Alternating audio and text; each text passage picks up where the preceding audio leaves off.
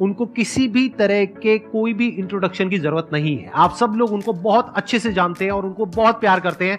Please give an energetic and warm welcome to the one and only doctor Vikas Divya Kirti sir.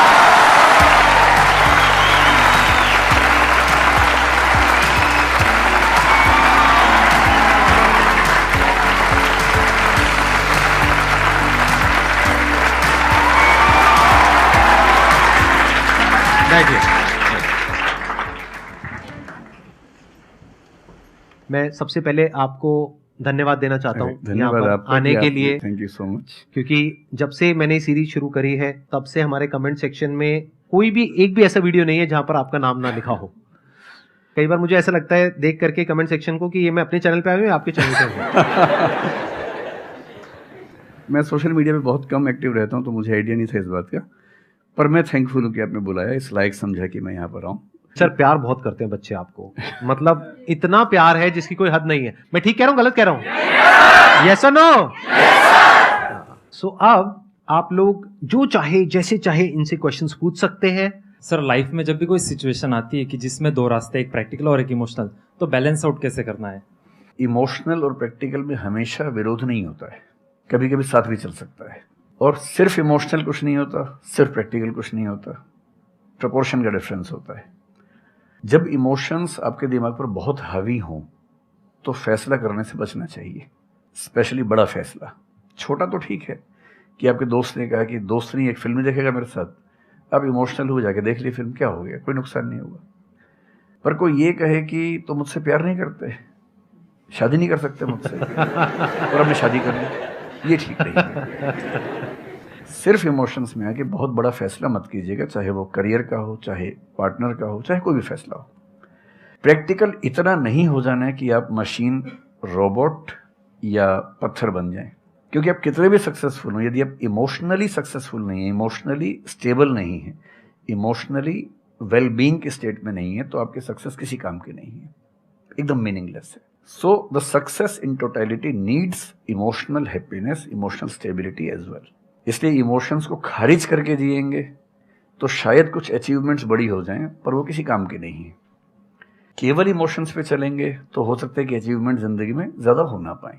तो balance की बात है। और सबसे अच्छा तरीका है, जब बहुत इमोशंस हो, इंटेंसिटी बहुत ज्यादा हो, सिर्फ एक तरीका मैं जो अपनाता हूं, उस क्षण में फैसला नहीं करना है। कुछ भी हो, कोई कितना भी प्रेशराइज करे, सिर्फ इतना बोलिए कि मैं 24 घंटे बाद बताऊंगा आपको, थोड़ा सोचूंगा इस बारे में।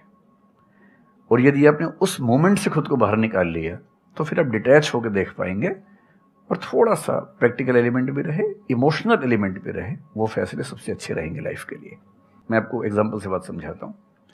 ऐसे लोग जो तैयारी कर रहे थे, अफेयर में थे, एक का सिलेक्शन हो गया, अब उसके सामने क्राइसिस ये है, स्पेशली किसी लड़की का हो गया, लड़के का नहीं हुआ। अब हमारी सोसाइटी में ना, लड़की ऊंचे पद पे हो, लड़का ना सफल हुआ हो तो बड़ा मुश्किल है सोसाइटी में, उनको शायद दिक्कत नहीं है। अब वो लड़की प्रैक्टिकल नहीं है कि मैं तुमसे शादी करूं ये कह के अगर हट जाती है और शादी करती है किसी ऐसे व्यक्ति से जो बहुत सफल है। I know many such people personally, मैं नाम नहीं बोल सकता किसी का। मैंने जनरली पाया है कि वो लोग लाइफ में बहुत फ्रस्ट्रेशन में रहे बाद में, क्योंकि सफलता के नाम पर, प्रैक्टिकल होने के नाम पे ऐसे व्यक्ति को चुना जिसके साथ वो रह नहीं सकते ठीक से। और मैं ऐसे कई लोगों को जानता हूं जो IAS बने, IPS बने, जिनको करोड़ों रुपए के दहेज के ऑफर्स आए, साफ ठुकरा के कहा कि मैं जिंदगी एक ही व्यक्ति के साथ गुजार सकता हूं जो मेरे साथ है, और हैं, बहुत खुश हैं। अब कोई कह सकता है उनके परिवार में कि इसने प्रैक्टिकल फैसला नहीं किया, इमोशनल फैसला किया, पर अल्टीमेटली किसी चीज की वैल्यू क्या है? आपकी लाइफ बेहतर हो। यूट्यूब पे जिसके 1 लाख भी सब्सक्राइबर्स होते हैं वो मोनेटाइज करता है, 1 लाख क्या जब मिनिमम हो सकता है, खूब पैसा कमाते हैं, ब्रांड प्रमोशन करते हैं, साबुन तेल बेचते हैं बीच बीच में। आपका चैनल तो शायद देश में सबसे बड़ा चैनल है, आप चाहें तो कितना नहीं कमा लेंगे। मुझे कुछ दिन पहले एक एजेंसी के लोग मिले जिन्होंने बताया कि इनकी जैसी ख्याति है उस लेवल पर महीने में कोई 5-10 करोड़ भी कमाना चाहे तो कमा सकता है आराम से इस यूट्यूब चैनल से। तो मैंने पूछा कि वो कौन सी चीज है जो आपको इतना मजबूत बनाती है कि आप नहीं इस रास्ते पर जाते। मैं वो जानने में इंटरेस्टेड हूँ। तो 10 मिनट की बात के बाद मैं समझ में आ गया, क्योंकि अल्टीमेटली अगर मैं अपनी वैल्यू के खिलाफ चला गया तो खुश कैसे हो जाऊंगा? पैसा मुझे कैसे खुशी देगा जब मैं ही नहीं रहा, तो खुशी किस बात की? इसलिए इतना प्रैक्टिकल मत होना कि अपनी माँ के, पिता के, भाई बहन, दोस्त जो प्रेमी प्रेमिका है उनके इमोशंस के साथ खेलने लगो। इतना प्रैक्टिकल कभी मत होना, इतना इमोशनल मत होना कोई आपको बेवकूफ़ बना सके, बात बात पर बेवकूफ़ बनाता रहे। और बैलेंस जिंदगी जो है ना वो मध्य मार्ग में है, जिंदगी एक्सट्रीम पे नहीं है, मध्य में है। तो प्रैक्टिकल और इमोशन का बैलेंस रखिए, लाइफ बढ़िया होगी।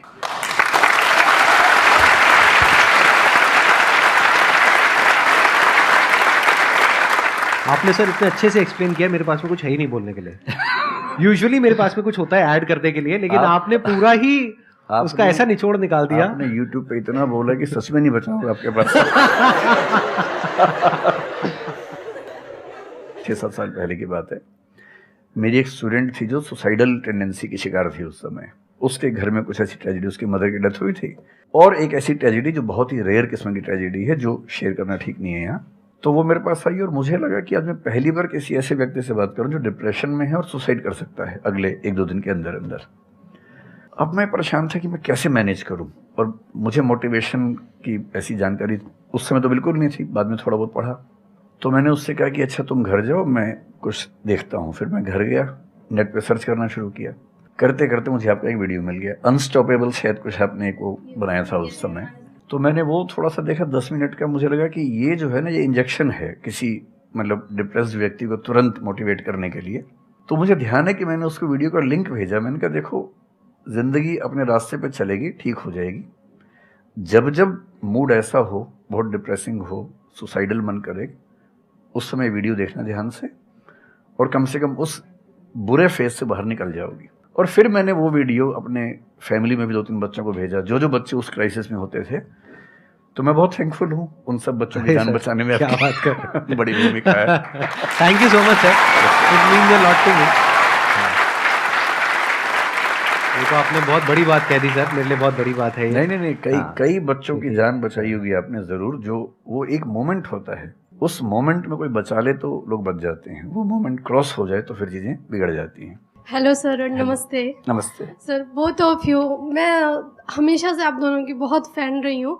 मुझे बस ऐसा लग रहा है कि मैं सपना देख रही हूँ, मेरे लिए रियलिटी नहीं है।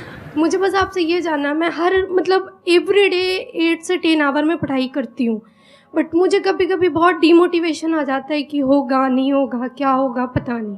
देखिए, डिमोटिवेशन अगर आपको दिन भर में 1 घंटे आता है। नहीं सर, ऑलमोस्ट टाइम पढ़ाई करने के बाद 2-3-4 दिन के बाद ही होता है, कंटिन्यूअसली नहीं होता। अगर महीने में 4-5 बार आता है और 1-1 दिन के लिए आता है तो इसका मतलब आप एकदम ठीक हैं। अगर कोई व्यक्ति आपको ये कहे कि मुझे डिमोटिवेशन कभी नहीं होता, तो उसको इलाज की ज़रूरत है।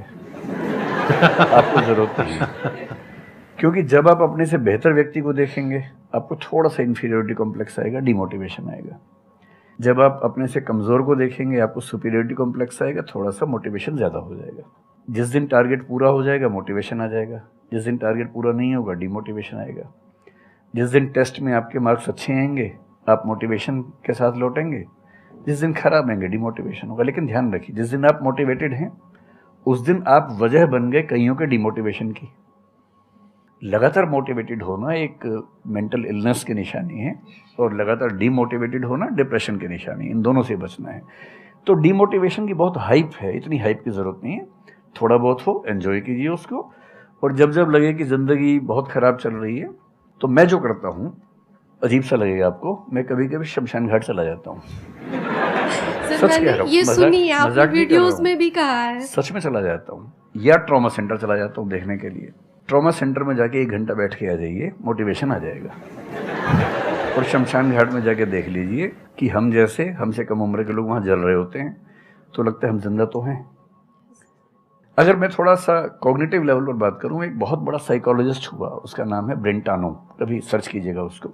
ब्रेंटानो ने ह्यूमन कॉन्शियसनेस को स्टडी किया, और उसने ये बताया कि ह्यूमन कॉन्शियसनेस की बेसिक नेचर है कि जो हमारे पास है वो हमें नज़र नहीं आता, जो नहीं है वो नज़र आता है। तो the consciousness of lacking something is the nature of human consciousness. इसलिए इसी बात को एक शेर में, बहुत प्रसिद्ध शेर में कहा गया है, दुनिया जिसे कहते हैं जादू का खिलौना है, मिल गया सो मिट्टी है, नहीं मिला वो सोना है।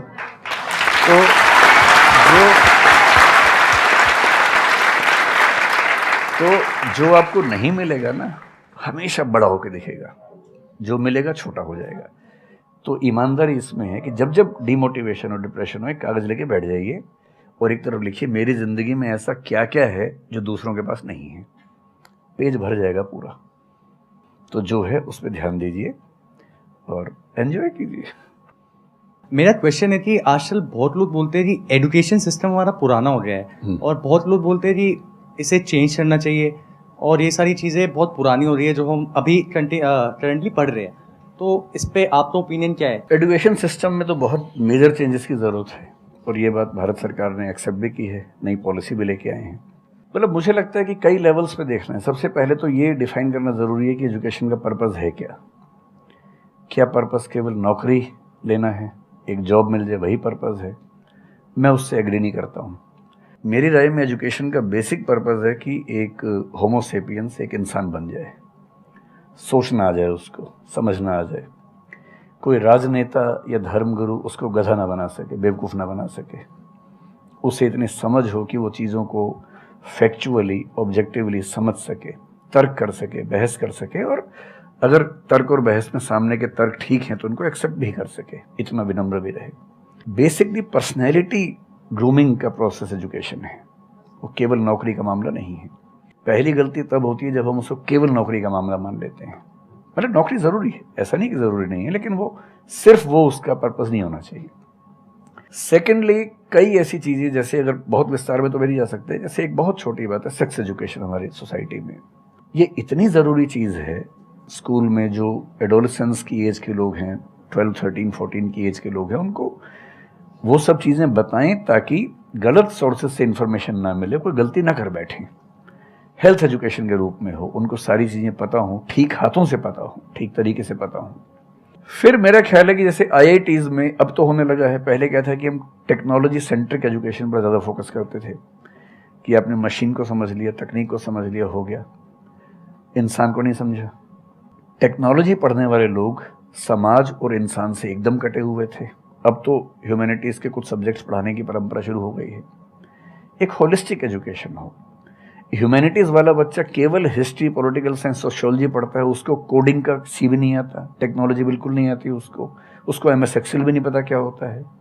टेक्नोलॉजी वाला सिर्फ टेक्नोलॉजी पढ़ता है, वो ह्यूमन ब्रेन को नहीं पढ़ना चाह रहा, सोसाइटी को नहीं पढ़ना चाह रहा। क्यों नहीं एक ऐसी शिक्षा हो जिसमें एक इंटीग्रेटेड अप्रोच हो, होलिस्टिक अप्रोच हो, कि हम खुद तय कर सके कि किस किस एरिया में हमें ज़्यादा जाना है और एक बेसिक अंडरस्टैंडिंग हर चीज़ की हो। तो बेसिक 3 फार्मूले माने जाते हैं। एक यूनिवर्सलाइजेशन ऑफ प्राइमरी एजुकेशन है कि 10वीं क्लास तक की शिक्षा हर बच्चे को मिले, ठीक से मिले। वोकेशनलाइजेशन ऑफ सेकेंडरी एजुकेशन, यानी 11वीं 12वीं की पढ़ाई का पर्पज़ है कि बच्चा ये समझ पाए कि उसको ज़िंदगी में आगे कहाँ जाना है। और फिर जो हायर एजुकेशन है वो सबको करने की ज़रूरत नहीं होनी चाहिए, वो शौक पूरा करने के लिए नहीं है, वो शादी का वेटिंग रूम नहीं है, वो उसके लिए है जिसको सच में आगे पढ़ना है, वो उतना पढ़े, सब्जेक्ट चूज़ करे और फिर उसमें गहराई से रिसर्च करे ताकि डेवलपमेंट के रास्ते पर अब बढ़ें। हम एजुकेशन के मामले में बहुत बुरी स्थिति में हैं। मैं तो जिस उम्र में हूँ, मेरा अब तो पर्पज़ भी ये बन गया है कि अब मैं उसी पे कुछ काम करूं। एक यूनिवर्सिटी शुरू करने की योजना मेरे मन में है, इनसे मैंने शेयर भी किया था। और मैं जिस तरह का विश्वविद्यालय सोचता हूं वो नौकरी देने के पीछे पागल नहीं होगा, वो होमो सेपियंस को कायदे का इंसान बनाने की कोशिश करेगा। नौकरी तो उसका एक पार्ट है। मतलब आप जितने भी सफल लोगों को देखेंगे जनरली, जैसे मैंने इन्हीं से पूछा, ये जिस फील्ड में सफल हैं, इनका जो करियर है, अगर मैं इसको छोड़ भी दूं तो अदरवाइज भी जो इनका करियर है वो उस विषय से जुड़ा हुआ नहीं है जो इन्होंने पढ़ा है ग्रेजुएशन में। मेरा भी नहीं है, आमतौर पे किसी का भी नहीं है। 90% लोगों को मैं देखता हूँ जो सक्सेसफुल हैं, उनके ग्रेजुएशन के सब्जेक्ट में और लाइफ की फील्ड में कोई लिंक नहीं है। तो बेसिक पर्पस क्या है? वो स्मार्टनेस बाहर आ जाए, ग्रूमिंग हो जाए, इंटेलिजेंस है, इमोशनल इंटेलिजेंस है, वो सब जो टूल्स हैं वो उस बच्चे को सीखने को मिल जाए ताकि फिर वो ज़िंदगी को फेस कर सके, इनोवेट कर सके, नए रास्ते निकाल सके। 1000 रास्ते दुनिया में होते हैं। तो सच बात है कि काफ़ी चेंजेस की ज़रूरत है और आप और हम मिलकर करेंगे चेंजेस। एजुकेशन वाइज अगर देखा जाए तो मैंने बहुत ज़्यादा कुछ नहीं किया है अपनी लाइफ में, बट मेरे स्टैंड पॉइंट से अगर आप देखोगे कि एजुकेशन क्या है, तो एजुकेशन का सबसे बड़ा गोल ये है कि एक इंसान का दिमाग खुले, बजाय कि उसका दिमाग इतना नैरो डाउन हो जाए कि उसको लगे कि बस यही अगर हो गया तो सक्सेस है, ये नहीं हुआ तो फेलियर है। आप अनगिनत तरीकों से अपने गोल को, अपने पर्पस को, या जो भी आप करना चाहते हो उसको अचीव कर सकते हो। एजुकेशन का सबसे बड़ा गोल ये होना चाहिए, और वही मेरी कोशिश है अपने इन सेशंस के थ्रू करने की, कि एक इंसान का दिमाग खुल जाए, उसके दिमाग में एक पॉसिबिलिटी माइंडसेट आ जाए, ना कि एक लिमिटेड माइंडसेट हो कि बस ये हो गया तो बहुत है। अब प्रॉब्लम क्या है, ये जो लिमिटेड माइंडसेट है ये बहुत लोगों का है, करोड़ों लोगों का है, तो वहां पे कंपटीशन भी बहुत है। पॉसिबिलिटी माइंडसेट जबकि देखा जाए तो ज्यादा इंटरेस्टिंग है, लेकिन बहुत कम लोगों का है और वहां पे कंपटीशन कम है। और पॉसिबिलिटी माइंडसेट क्या होता है कि कोई भी काम अगर मैं कर रहा हूं, अगर वो नहीं हुआ तो इसका मतलब ये नहीं है कि मैं फेल हो गया, इसका मतलब ये है कि मैं क्रैक नहीं कर पाया। There has to be a way. ये एजुकेशन काम अगर कर दे तो रियल एजुकेशन हो गई हमारी। मतलब एक इंसान को, हाँ सॉरी, थॉमस एडिसन बल्ब के आविष्कार में लगा हुआ था, हाँ जी, 1000 बार फेल हुआ। तो किसी ने उससे पूछा कि यार तुम बार बार करते होता तो है नहीं तुमसे, क्यों कर रहे हो? तो उसने पता है क्या कहा, हर फेलियर के बाद मैं ये जानता हूं कि बल्ब इस तरीके से भी नहीं बन सकता, और अब मैं 1000 तरीके जानता हूं कि इन तरीकों से नहीं बनेगा, और उसके बाद वो तरीका ईजाद हुआ जिससे बना। एजुकेशन से एक इंसान का दिमाग इतना खुल जाए कि सबसे पहली चीज तो उसको ये समझ आए कि मैं कुछ भी नहीं जानता हूं। हाँ, एकदम ठीक बात है। एजुकेशन मस्ट बी सच कि वो लाइफ लॉन्ग आपका एक क्वेश्चनिंग माइंड बना ही रहे, कि आप कहीं भी हो, कुछ भी कर रहे हो, आपके दिमाग में क्वेश्चंस चले, questions related to the problems. जो भी आप काम कर रहे हो वो क्या है, अल्टीमेटली प्रॉब्लम सॉल्विंग है, तभी उस काम में वैल्यू है। अगर किसी की कोई प्रॉब्लम ही नहीं सॉल्व कर रहे हो तो उसमें वैल्यू कहां ऐड हो रही है, और वैल्यू नहीं ऐड होगी तो आपको पैसा कैसे मिलेगा, फिर चाहे जॉब हो चाहे बिजनेस हो। सो द आइडिया इज कि आपका दिमाग ये चलना चाहिए, अच्छा ये प्रॉब्लम है ना, पहले तो मुझे नहीं पता है कि इसको सॉल्व कैसे करना है, क्योंकि अगर आपको पहले से ही पता है तो आपको वही पता है जिस तरह से वो प्रॉब्लम सॉल्व होती आई है। That may not be relevant in today's context, but still आप उसको उसी तरह से सॉल्व करोगे जिस तरह से सब कर रहे हैं। वहां पर कंपटीशन है, फिर आप कहोगे कि कुछ हो नहीं रहा है। सो द आइडिया इज कि पहले तो ये प्रॉब्लम है जो मुझे अच्छे से समझ आई, मैंने इस पे फोकस किया, अब इसको सॉल्व करने के इन्फिनिट तरीके हैं, एक रास्ता नहीं है, बहुत सारे रास्ते हैं, मुझे पता नहीं है। This is the goal of education, कि मुझे नहीं पता है लेकिन पता किया जा सकता है। This is another goal of education. उसमें से कुछ तरीके काम करते हैं, कुछ नहीं करते हैं, यह भी हमको क्लियरली पता होना चाहिए। मतलब your personality must be dynamic, it must not be static. जैसे मैंने देखा है बहुत लोगों को जो मुझे मिलते हैं, कुछ लोग हैं उसमें से जो, जैसे मैं सर से मिला अभी ऑफ कैमरा, हम लोग बैठे हुए थे, डिस्कशन कर रहे थे, तो it was a great experience sir, आपके साथ में बैठ करके जिस तरह से, जिस ठहराव से सर बात कर रहे थे, जिस तरह से चीजों को सुन रहे थे, समझ रहे थे, और मैं क्वेश्चंस पूछ रहा था, ये मेरे से क्वेश्चंस पूछ रहे थे, तो there was a conversation which was going on. On the other hand there are some people जिनसे मैं कभी कहीं मिला तो उनकी अप्रोच क्या है कि मुझे सब पता है, वो गड़बड़ हो जाती है। शिक्षा की दुनिया में बहुत प्रसिद्ध कहावत है, भारतीय अगर परंपरा में देखें तो विद्या ददाति विनयम में एक बहुत प्रसिद्ध कथन है। अगर कोई पढ़ा लिखा आदमी अपने ज्ञान की वजह से अहंकार करे तो मान लीजिए कि वो पढ़ा लिखा नहीं है, पढ़ाई उसके दिमाग पर हावी हो गई है, अभी उसको अंदाजा नहीं है कि कुल संसार के ज्ञान में उसकी हिस्सेदारी डेसिमल में भी नहीं है। और जिसको ये पता है कि मेरा ज्ञान बहुत कम है वो विनम्र ही रहेगा। और इसलिए जो बड़े प्रोफेसर्स हैं, अगर आप कभी सुनेंगे, मैं जानता हूँ, मैं यूनिवर्सिटी में जब पढ़ता था, सबसे बड़े प्रोफेसर क्या बोलते थे कि मैं इस विषय का विद्यार्थी हूँ, कभी नहीं बोलते थे कि मैं प्रोफेसर हूँ। इतना साहस किसी में कैसे कि मैं प्रोफेसर हूँ? अरे आप जिंदगी भर स्टूडेंट बने रहेंगे तो ही काफ़ी है, उससे बड़ी बात तो सोचने भी नहीं चाहिए। बहुत बड़ी बात है।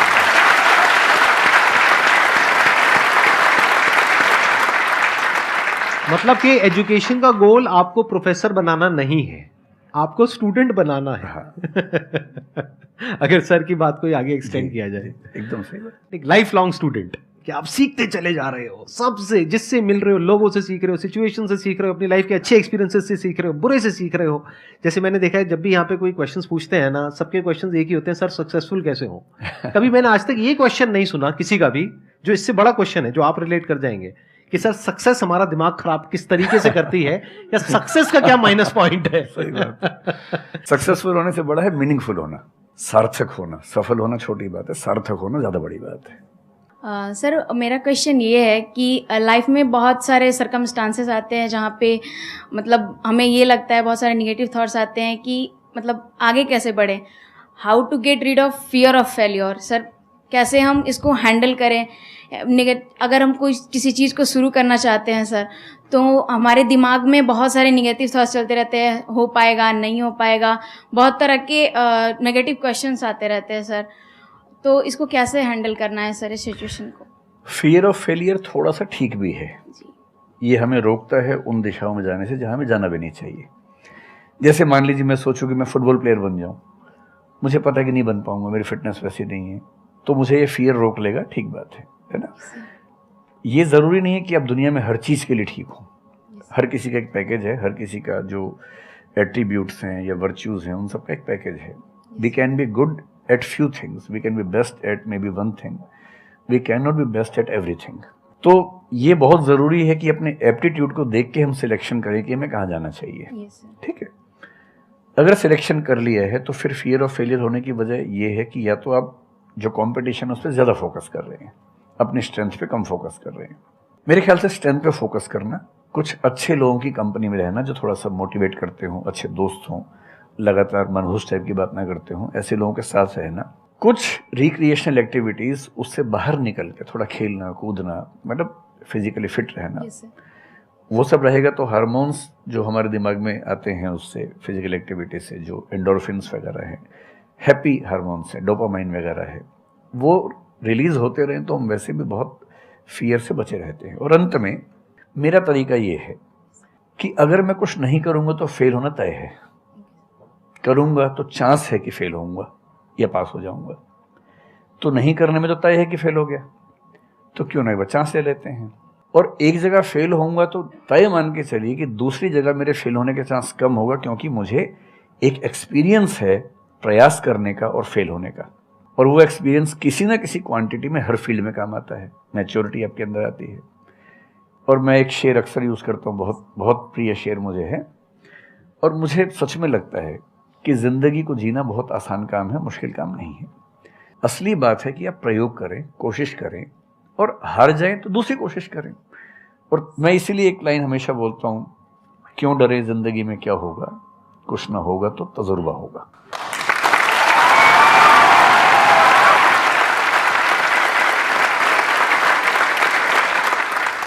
मुझे भी सर के जैसे मोटिवेशनल स्पीकर बनना है सर, पर मैं ये सोचती हूँ कि अगर मैं वीडियो बनाऊँगी, कंटेंट बनाऊँगी, तो संदीप सर को छोड़ के या फिर बहुत बड़े बड़े मोटिवेशनल स्पीकर्स हैं उनको छोड़ के मुझे देखेगा कौन। मतलब ये मेरे अंदर थॉट्स आते हैं कि अभी मेरा मतलब मैं 19 ईयर की हूँ, तो मैं जब वीडियो कंटेंट बनाऊँगी तो मैं कुछ, मुझे ऐसा मतलब मेरे अंदर ये थॉट है कि मैं कोई बड़ा आदमी नहीं हूँ या फिर कुछ बड़ा नहीं हूँ, तो मैं ये वीडियो कैसे डाल सकती हूँ, लोग क्या सोचेंगे कि मतलब तू ये तो खुद कुछ नहीं है और लोगों को मोटिवेट कर रहा है, ऐसा मेरे अंदर थॉट आता है। पहले या तो कुछ कर लीजिए ज़िंदगी में, उसके बाद मोटिवेट कर लीजिए, और नहीं तो मोटिवेशन एक पूरी साइंस है, साइकोलॉजी से जुड़ी साइंस है, उसको ठीक से पढ़ के रिसर्च करके उससे बात कीजिए। शुरू में तो जब इन्होंने भी शुरू किया होगा, कहाँ शुरू में लोग जानते होंगे, बड़ी लंबी स्ट्रगल होती है, किसी भी फील्ड में इतनी लंबी स्ट्रगल है। देखिए जो आदमी सफल है ना, आप ये जो हमारा वर्तमान है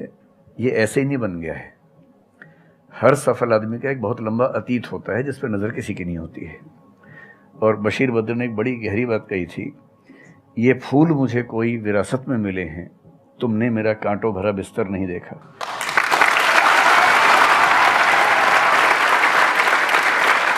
कितने साल तक ये लहूलुहान हुए होंगे, रोज छिला होगा शरीर, तब जाके लोगों ने पहचानना शुरू किया होगा। लगातार काम करने से, जिसको कंसिस्टेंसी कहते हैं, परसिवियरेंस कहते हैं, बात बनती है, आपकी भी बनेगी। मैं तो कई ऐसे लोगों को जानता हूँ जिन्होंने एकदम स्क्रैच से शुरू किया और उसके बाद वो टॉप पे पहुंचे। आपने अपने क्वेश्चन में दो बातें टच करी, एक कि आपको मोटिवेशनल स्पीकर बनना है, एक है कि फियर ऑफ फेलियर है। एक तो ये फियर ऑफ फेलियर को हटाइए, अगर आपको मोटिवेशनल स्पीकर बनना है तो अपने माइंडसेट को रखिए experimental mindset.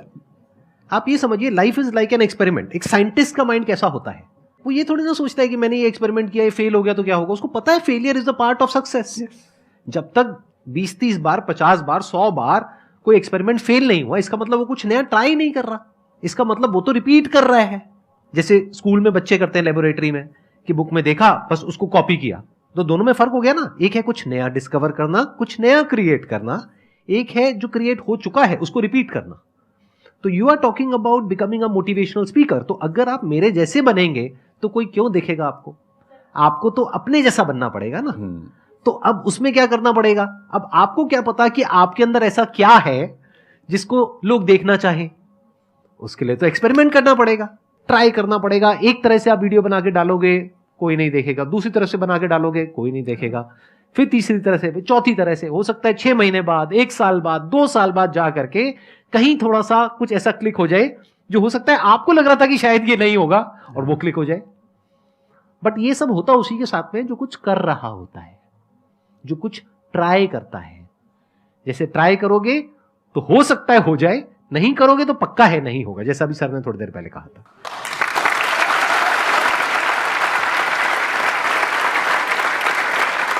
Thank you so much sir यहां पर आने के लिए।